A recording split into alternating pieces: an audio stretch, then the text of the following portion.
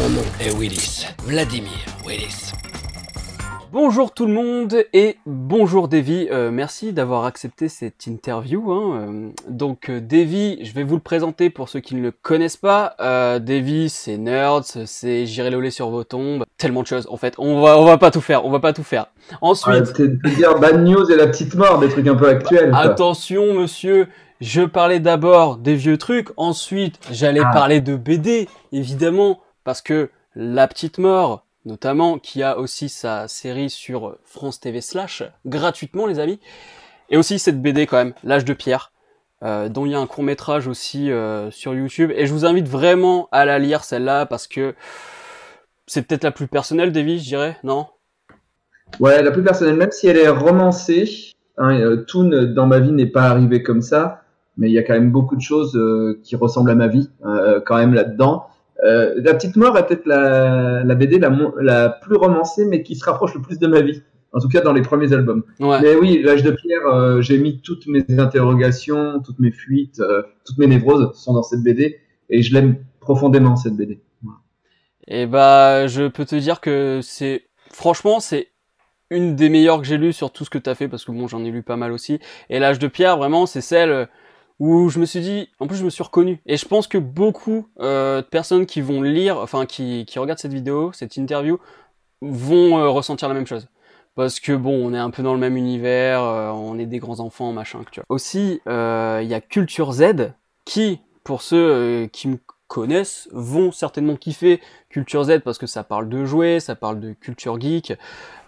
J'aimerais qu'il y en ait plus, mais bon, c'est compliqué aussi, hein. Maintenant, a priori, là, je vais en faire une par mois maintenant. Ça y est.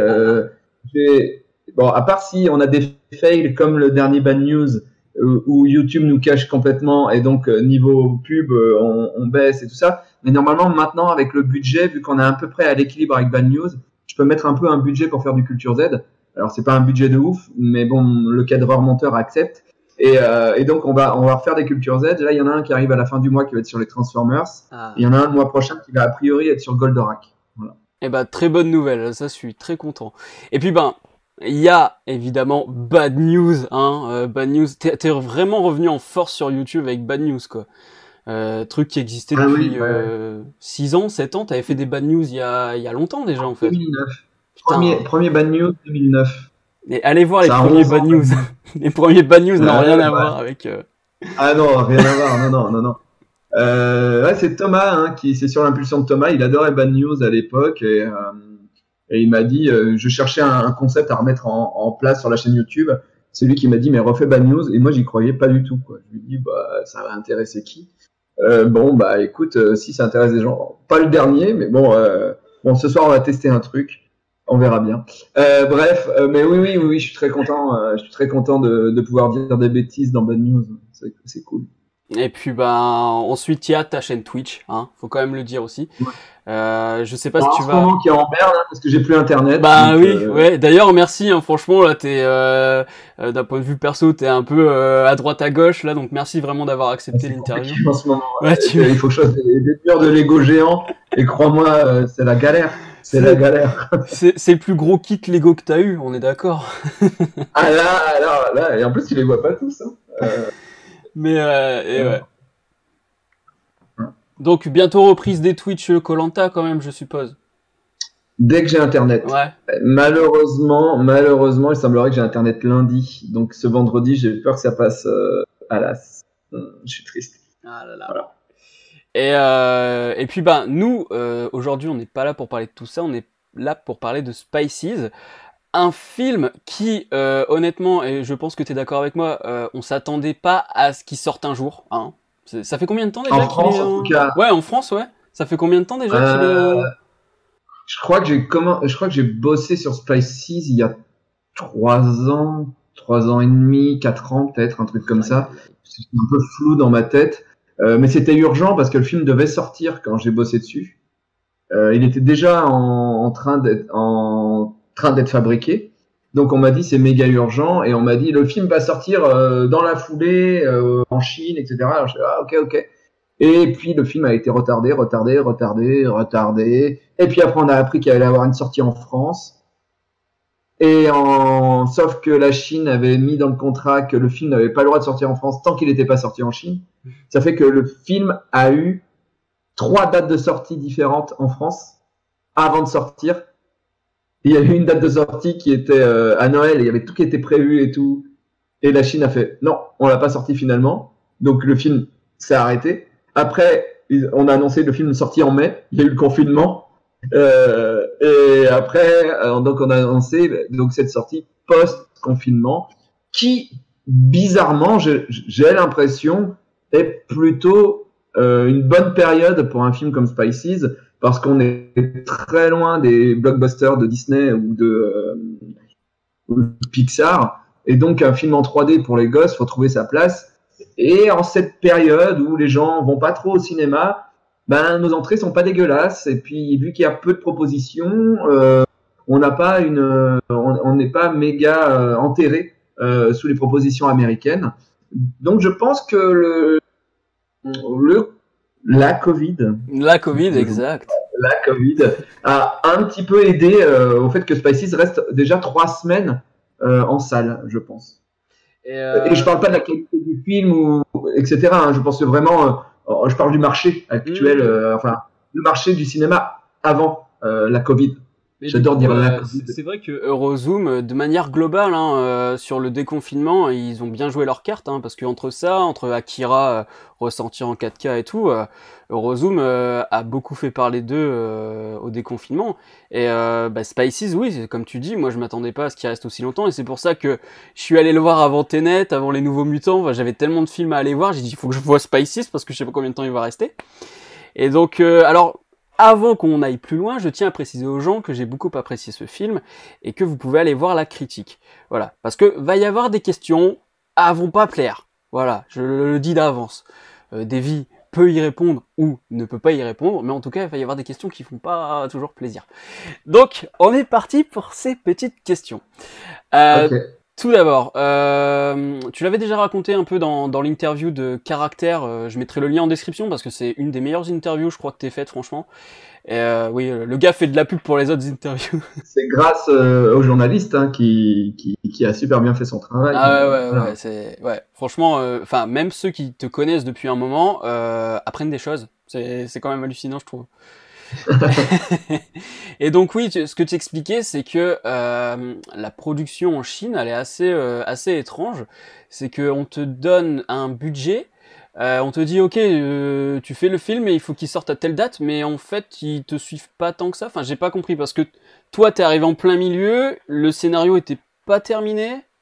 Je suis même pas arrivé en plein milieu, je suis arrivé en début de production. D'accord. Il y avait déjà des scènes qui était faite. Oui, c'est ça, il y avait déjà la bande-annonce. Ouais, il y avait déjà une bande-annonce, il y avait déjà les personnages établis, il y avait déjà un chara-design, il y avait déjà un scénario qui avait été fait, effectivement, en Chine. Voilà. Et en gros, en Chine, ça se passe comme ça. En gros, en France, là où tu galères, c'est pour trouver l'argent, pour faire ton film. C'est-à-dire que tu prépares ton film et tu vas toquer à toutes les portes pour dire, s'il vous plaît, argent pour film. Et en fait, en Chine, tu as des promoteurs remplis de pognon qui peuvent filer des millions comme ça. Et tu vas les voir et tu leur pitches un truc. Et si le pitch, ils aiment bien, ils te font un chèque. Et ils disent, tu veux combien? 3 millions? Tiens, 3 millions pour faire ton film. Par contre, l'anniversaire de ma fille, c'est dans 7 mois. Donc tu le sors pour l'anniv de ma fille. On n'est pas loin des caprices comme ça.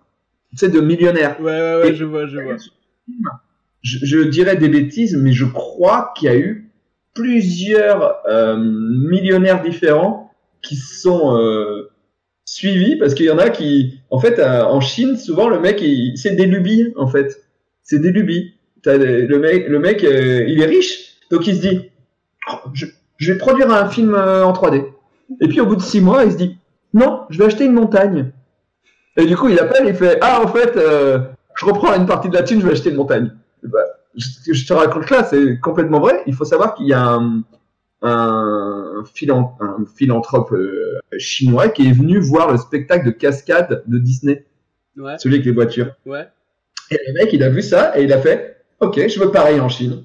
Et il est allé voir les gars et il les a achetés. Il a acheté des cascadeurs. Et des mecs sont partis vivre en Chine. Le mec s'est acheté le spectacle.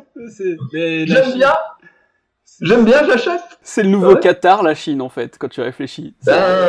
Pour certaines choses, oui. Ouais. Donc voilà, en gros, le film a profité d'un de ces philanthropes chinois qui a dit ok, moi je mets l'argent dessus, et le film a pu partir en production. Et puis ils ont eu des soucis pour le fabriquer, je pense, surtout une question de temps. Il fallait aller très très vite, et pour aller très très vite, il fallait un réa qui avait déjà pas mal de films dans les pattes pour pouvoir trouver des astuces pour pouvoir gagner du temps. C'est comme ça qu'ils sont arrivés en France, parce qu'il y a un des producteurs, la créatrice du film est chinoise, et son mari est un gars qui fait de la 3D, c'est lui qui avait un studio 3D, et il est français. Et donc, lui, il a dit, ok, je pense que je connais le réalisateur qu'il nous faut, mais il faut aller en France. Et donc, lui, il est venu en France chercher le réalisateur. Et le réalisateur a lu le scénario, et en gros a dit, le film n'est pas fini. Il faut trouver vite un scénariste et quelqu'un pour des dialogues. Parce qu'en fait, si tu veux, dans le film, il y avait des passages où il y avait écrit des blagues. Il y avait écrit passage de blagues dans l'hôpital. Ça se ressent totalement dans le film. C'est ce que je disais. Le film, il est coupé. Des moments, t'as ce truc-là de... En fait, quand un film part en production alors qu'il n'est pas fini d'être écrit, c'est obligé que tu aies plein de courts-métrages qui se cumulent finalement. Tu vois, en fait, ils ont commencé, Guillaume, qui est super fort en scène d'action, c'est ce qu'il aime faire. Lui, il a commencé à faire les scènes d'action où il n'y a quasiment pas de dialogue. Et moi, je me suis mis sur le scénario, à retoucher le scénario et les dialogues pour essayer de lier les choses qu'on m'a demandé de changer. Moi, j'étais vraiment exécutant sur ce film-là. C'est-à-dire, on m'a dit, OK, on voudrait que la fin, ça arrive là, mais on voudrait, voilà les scènes qu'on a. En fait, j'avais des marionnettes. J'étais dans un théâtre et j'avais des blancs et je devais combler ces blancs. Et après, je pouvais lisser un peu le tout avec des dialogues. Voilà. Et forcément, le temps que j'écrive, eux, ils devaient travailler. Donc, les scènes d'action ont été faites en premier pour que j'ai le temps d'écrire le scénario. Et parce que j'ai réécrit, mais à chaque fois, c'était validé par le réalisateur, bien sûr, en France. Mais à chaque fois, ça faisait des allers-retours avec la Chine, puisque la créatrice, celle qui a eu l'idée de Spices, est chinoise et elle vit là-bas. Et donc, à chaque fois, on avait moi qui écrivais le scénario en français, quelqu'un qui le réécrivait en anglais, ça partait en Chine, c'était transcrit en chinois, et après, on avait les retours. Bon, après, ce qu'il y a de bien, c'est que la Chine, ils dorment pendant que nous, on est réveillés, et inversement. Donc, l'un dans l'autre, ça allait assez vite quand même, les retours. Mais c'est quand même... ça peut expliquer que le film on ait l'impression, et pas que l'impression, qu'il y ait des pièces qui sont soudées ou vissées. Des fois, c'est bien vissé, et des fois, voilà. Et puis, en plus, quand tu as un philanthrope chinois qui donne de l'argent, des fois, le gars, il a des lubies, des trucs qu'il veut voir dans le film. Et par exemple, je crois que le réalisateur et puis moi-même, on trouvait ça bizarre qu'il y ait un insecte au milieu des animaux. La reine des abeilles. Oui. Nous, on a dit, c'est bizarre et tout ça, sauf que en Chine, on pouvait pas faire sans ce personnage. Il fallait à tout prix qu'elle soit une abeille. Voilà. Tu vois, il y a des choses comme ça où tu fais, bon, je vais écrire mon film avec ça, et puis ça, je peux l'enlever? Non? D'accord, on le garde. Voilà. Mais les films s'écrivent comme ça, je pense. Hein. Oui, de toute façon, tu sais, c'est comme quand tu vois les blockbusters aujourd'hui, notamment, il y a un cahier des charges bien spécifique et tu vois bien que ça a été, que c'est formaté et que tout se ressemble, quoi. Par contre, du coup, oui, tu parlais du fait que quand toi t'écris en français, c'est retraduit en anglais pour eux. Mais du coup, t'as dû avoir une grosse contrainte quand même à ce niveau-là, c'est-à-dire que il y a Pas de jeu de certaines mots. vannes françaises que non, ça a été? Pas de jeu de mots, ouais. Ouais. Déjà, j'avais pas le droit de jeu de mots. Ouais, bah oui, déjà. Parce que vu que le film allait être fait en Chine, je ne savais pas qui allait reprendre les vannes. Je ne savais pas si les vannes elles pouvaient être traduites de jeux de mots. Je savais même pas s'ils avaient les mêmes références sur les animaux que nous. C'est ça, et puis des Tu vois, références culturelles aussi, nous- je pensais, tu vois. Tu vois, j'aurais pu faire la vanne, ah, le chat retombe toujours sur ses pattes. Ouais, Mais est-ce qu'en Chine, culturellement, le chat retombe toujours sur ses pattes? Je suis pas sûr. Bah, Tu vois, donc je pouvais pas de jeu de mots dans un film pour enfants avec des animaux. Et même les cris des animaux, tu vois, tu peux faire des jeux de mots. Je sais pas, une vache qui s'appelle Monique, tu vois. Ben là, je peux pas parce que ça se trouve l'onomatopée pour me là-bas n'a rien à voir. Il y a Monique, ça n'existe pas en Chine. Enfin voilà, donc ouais, il fallait faire des vannes absurdes et des gags de situation. Tu t'es quand même permis une vanne sur le caca et une sur une bite. T'as réussi à placer quand même une histoire Alors de la bite. vanne sur la bite, j'ai vu ton émission, la vanne sur la bite n'est pas de moi. Ah bon? Elle était dans le court-métrage, c'est une vanne chinoise, mais qu'ils ont eu énormément de difficultés à garder dans le film, parce que le film était quand même pour les gosses. Bah c'est oui. pour ça qu'ils se retrouvent en post-générique, en se disant que les gosses sont déjà partis. Putain. Mais non, c'est pas une vanne à moi. Mais moi, j'ai vu cette vanne, et j'ai dit oui pour faire le film, après avoir vu cette vanne. Ah bah comme par hasard. Oh non. Et on est d'accord que l'encre de la pieuvre, c'est du caca. Mais c'est du caca. Bah oui, et puis l'idée que quelqu'un qui nettoie Ouais, c'est drôle, ouais. se vide tous les mètres et est obligé de renettoyer, voilà, ça me faisait rire. Et ça, c'est un truc où je me suis dit, bon, bah ça, culturellement, tout le monde l'a, la pieuvre qui balance de l'encre, voilà, ça c'est bon, quoi. Voilà. Et du coup, bah là j'en viens plus au doublage parce que la question que je me pose, c'est que comme c'est un film franco-chinois, est-ce que l'animation, donc Guillaume Ivernel, hein, c'est bien ça, hein, je me trompe pas, est-ce que l'animation a été faite par rapport au dialogue chinois et vous après vous avez doublé ou Même pas. Le film a été fait en anglais. Le film chinois, le lips a été fait pour les États-Unis. D'accord. Et donc, tout le script que j'ai écrit, qui a été validé par la Chine, a été complètement traduit en anglais. Et tout le monde a travaillé sur un film en anglais. On a doublé un film américain, finalement. Ouais, mais c'est étrange. C'est-à-dire que, en fait, le film était prévu, mais ce qui était prévu pour le marché chinois, comme tu le disais au début. Donc pourquoi faire un truc pour le marché américain? Un film prévu pour le marché chinois, et même, en gros, je crois que c'est une plateforme qui a produit ce film, c'est le Netflix chinois, je sais plus son nom. D'accord. Mais déjà, ils pensaient à l'international. Ils savaient pas qu'ils allaient le vendre en France, mais ils se sont dit, si on le fait en anglais, on peut toucher quand même énormément de pays. Donc, l'anglais était... là, je peux pas te dire, c'est des secrets de production. Là, je maîtrise pas du tout, tu vois. Mais, et alors, du coup, parce que le doublage, il a été... alors, la première question que je me pose, moi, c'est... il y a eu un directeur artistique qui s'est occupé de vous ou c'est toi qui as géré? Enfin, oui. Ouais, c'était qui le DA du coup? Oui. Malheureusement, j'ai oublié son nom, mais on a eu une super directrice artistique. Non, je vais dire une bêtise, donc je vais pas dire son nom. Non, bah, je le mettrai à l'image. J'irai chercher. Ouais. Et elle s'est super bien occupée de nous, mais si tu veux, quand on arrive sur un film qui a pris énormément de temps, le budget descend. Et le nombre de temps pour doubler le film réduit, puisqu'on arrive en fin de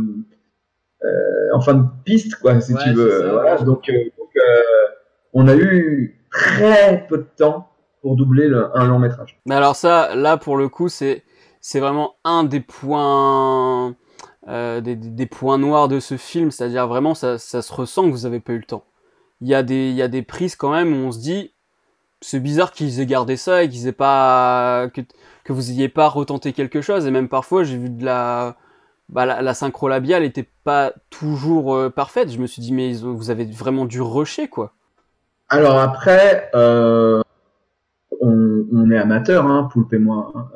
Oui, et surtout moi, j'ai doublé des trucs. Moi, c'est mon premier long métrage de ma vie et c'est mon premier doublage d'animé avec un personnage principal de ma vie. C'était beaucoup. Je me suis entraîné et tout ça, mais moi, je peux pas m'entendre dans le film. Hein. J'entends que ma voix et j'arrive pas à.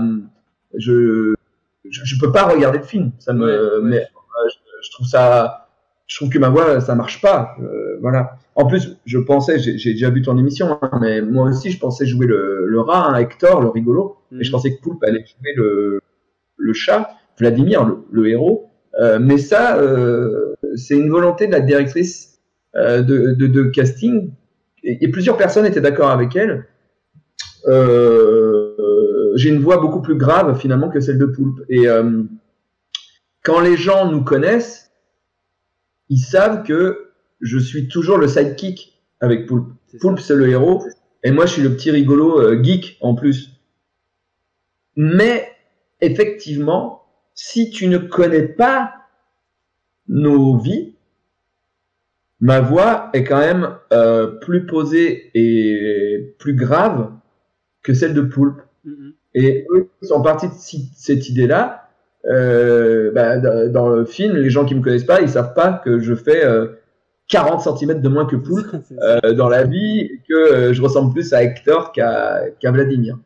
Mais ça reste quand même intéressant, justement, parce que le fait de te prendre que tu sois à contre-emploi, t'as dû kiffer pour le coup, parce que ça vraiment, pour une fois, ça te change, quoi, non? J'ai transpiré quand je suis arrivé. J'avais relu peu de temps avant, on a su qu'on inversait les rôles. J'ai paniqué. Je me suis dit, je suis pas capable.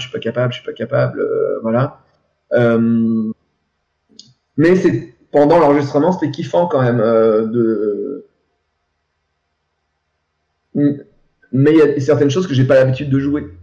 Donc, du genre, qu'est-ce que tu as eu du mal, par exemple, à te dire? Je pense que les moments où tu trouves faux, c'est les moments où c'est pas du tout moi dans la vie, où j'envoie chier Hector, tu vois, mon Hector, je voulais le faire comme ça, tu vois, genre, ouais, ok, tu vois, un truc ça. Et ben, je le voyais totalement comme ça aussi, c'est pour ça que ça m'a fait bizarre pour le coup. Mais ça me faisait kiffer de courir, de dire, je vous protège. Tu vois, des trucs comme ça, c'était rigolo aussi, quoi. Mais en même temps, c'est honnêtement, je peux pas donner trop mon avis là-dessus parce que quand j'ai vu le film avec ma petite amie à l'époque, je lui ai dit c'est horrible. Je lui ai dit je peux pas m'entendre, c'est horrible. Et elle m'a dit non, là t'es un peu trop. Mais donc j'ai du mal à aller à t'en parler plus que ça de ça parce que de toute façon, certes, on n'a pas eu beaucoup de temps. Certes, je suis très débutant en la matière, donc ça explique. Je suppose que sur d'autres personnages, t'as peut-être pas eu ce problème de. Non, oui. Après, c'est pareil. Le truc, c'est toujours que ça se voit plus sur vous parce que c'est sur vous que la caméra, caméra fictive, on va dire, s'attarde le plus. Donc c'est vous qui avez le plus de plans rapprochés. Donc voilà, c'est ça. Donc oui. Mais après, franchement, ok, il y a quelques synchro labiales qui fonctionnent pas, mais globalement, ça marche. Moi, en fait, ce qui pose problème, et c'est juste un problème perso, c'est comme tu dis, c'est-à-dire que moi, c'est parce que je vous connais depuis des années que je connais votre taf. Donc du coup, je me dis, putain, c'est chelou parce que bon, j'en ai un là, il a fait Karate Boy, il passe son temps à se la péter, l'autre c'est le sidekick, et puis du coup, j'ai les rôles inversés. Mais tu vois, il y a Valentin Breuret qui a une chaîne qui s'appelle Les Chroniques du Cinéphile. Et lui, en fait, du coup, il a complètement oublié que c'était toi. C'est-à-dire que lui, il est rentré directement dedans et il a dit, bah moi, Davy, j'ai pas nécessairement remarqué que c'était lui. Donc c'est que t'as quand même fait du bon taf, tu vois. Faut pas toujours dire que Ah non, non, mais je sais pas. En fait, c'est pas que je dis moi, j'aime pas, mais c'est comme quand t'entends ta voix, je suppose, il y a toujours un truc où tu dis, mais c'est pas ma voix, mais voilà. Là, en fait, ce que je veux dire, c'est que je peux, à aucun moment, je peux avoir un avis sur ce que j'ai donné dans le film. Oui, Je laisse aux gens dire un truc parce que moi, je suis pas traumatisé, hein, mais j'ai pas d'avis du tout. J'ai vécu ça en me disant, est-ce que je fais bien? On me disait, oui, c'est bon, mais est-ce qu'on me dit oui, c'est bon parce que de toute façon, on n'a pas le temps? Moi, je suis dans le doute en général, donc. Ah bah oui, non, mais ça, oui, ceux qui te connaissent le savent très bien. D'ailleurs, j'invite les gens à te suivre sur Twitch, hein, parce que c'est à ce moment-là qu'on le voit le plus. Hein. T'es toujours en train de remettre en question ce que tu fais, et ta mère qui est derrière qui fait, mais arrête, Davy. Ah là, je suis à nouveau à Paris, il y aura moins ma maman dans les lives. Elle devrait ouvrir une chaîne Twitch, ta mère. Elle passerait 4 heures à lire ce qui se passe. Elle dit, j'attends le dernier commentaire. Et comme tu parlais du temps, combien de jours vous avez pris justement pour le doublage? Vous, toi et Poulpe. D'ailleurs, vous étiez ensemble ou pas Ouais, ça par contre c'était cool, on était ensemble et on a rajouté des blagues. D'accord. Sur le tournage. On a rajouté des vannes, on a même rectifié des trucs de scène qui fonctionnaient pas trop et on a essayé dans le dialogue d'expliquer des trucs pour que les gens comprennent mieux la blague. Et ça c'est cool parce que le réa, Guillaume qui était là, il a fait non mais ouais ok allez-y, rajoutez ça, ça c'était cool. Pour un nombre de jours je vais pas le dire. D'accord. C'est le petit secret. Mais est-ce que à l'avenir justement ça t'intéresserait de refaire ce genre d'expérience, tu vois, de doublage? Grave. Je préférais avoir un second rôle. Ouais. Mais ouais. Et t'as des idées de... Parce que bon, t'es créatif, mais t'es plus créatif sur le web ou en série ou quoi, mais est-ce que t'aimerais vraiment créer un long métrage, mais vraiment genre ton bébé, genre qu'on te dise pas, tiens, il faut que tu fasses ça. L'âge de pierre, hein. L'âge de pierre, que t'as présenté en début. Mais c'était un long métrage, hein. Je l'ai écrit comme un long métrage, et au bout de 3-4 ans où les gens me disent le geek il peut pas être le héros, ben j'en ai fait une BD.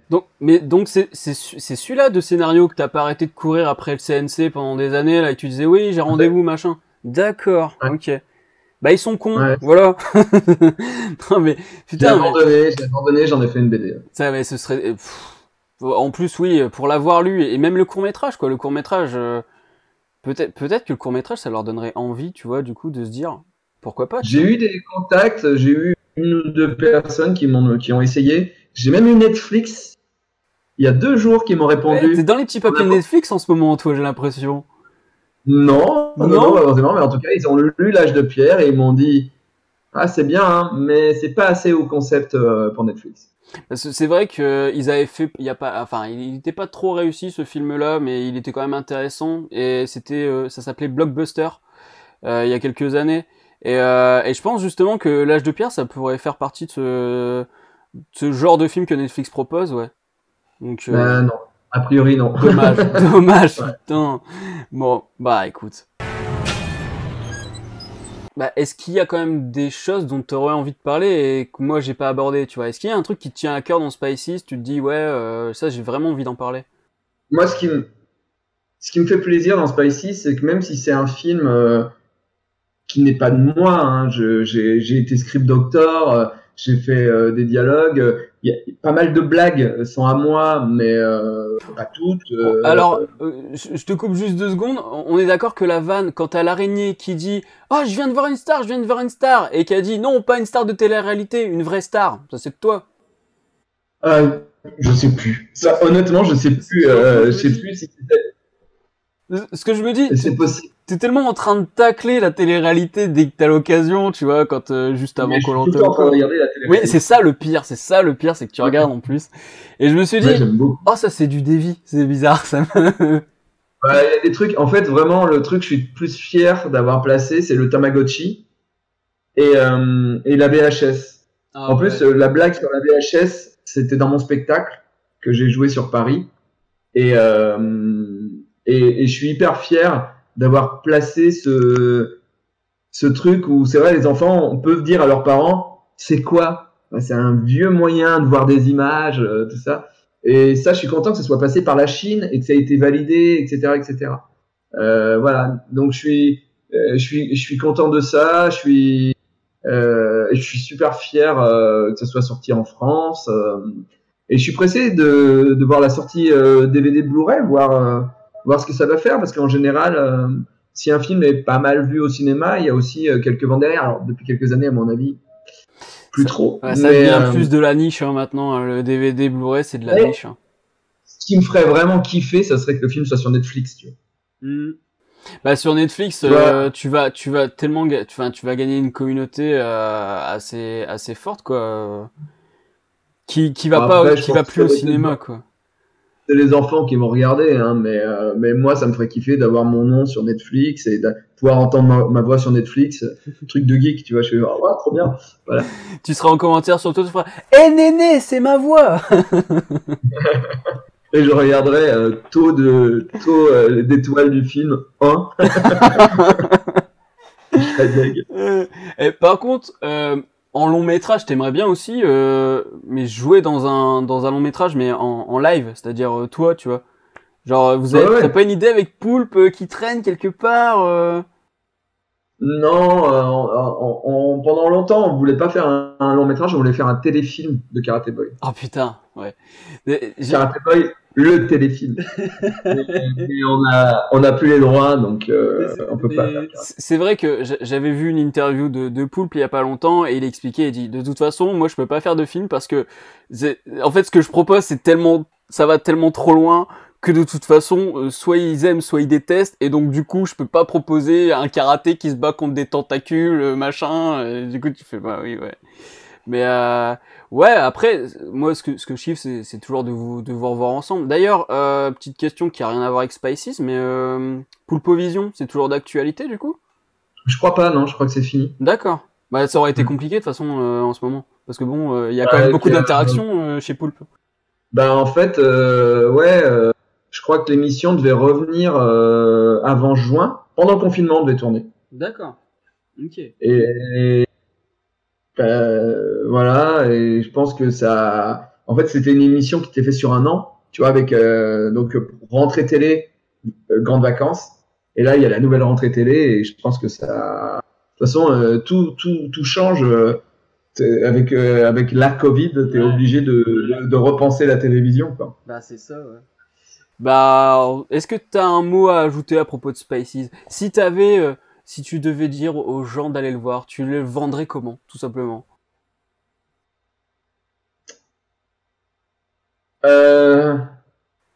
Il veut pas le vendre. Il veut pas le vendre. Non, je sais pas.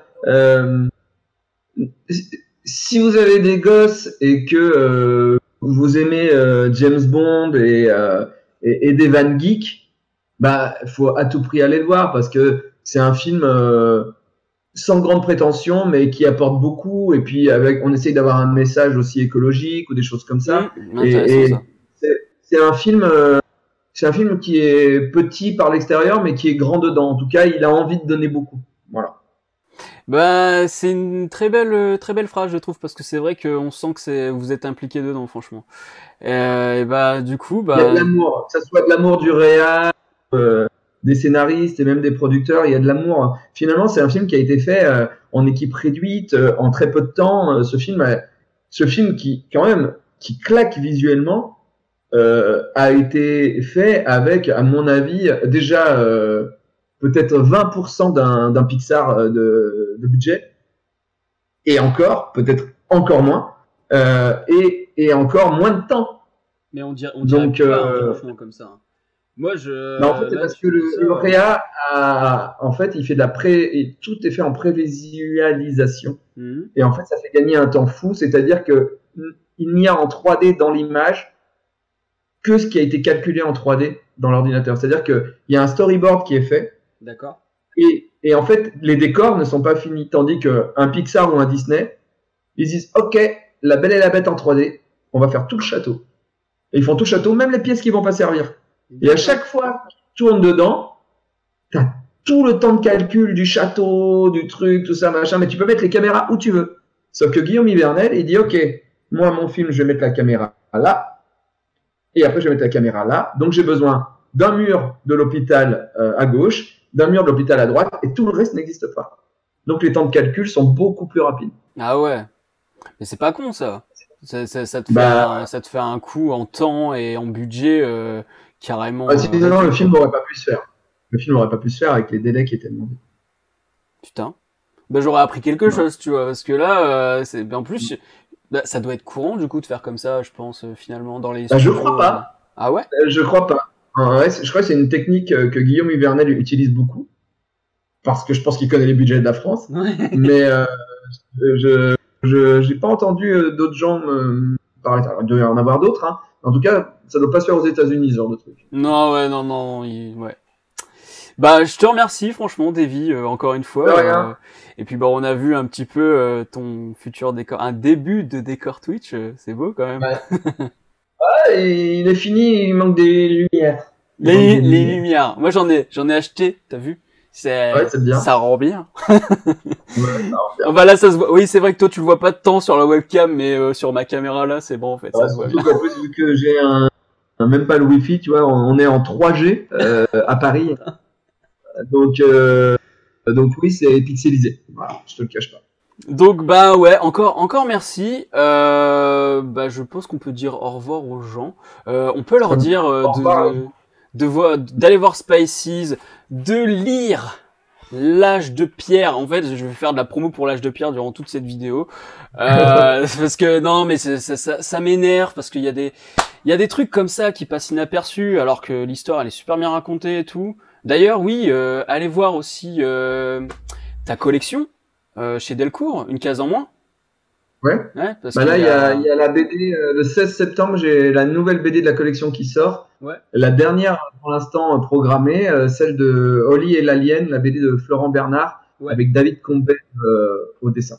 Voilà. Puis voilà, qui avait été engrossé par le gamin, en gros. Ok, ça vend du rêve.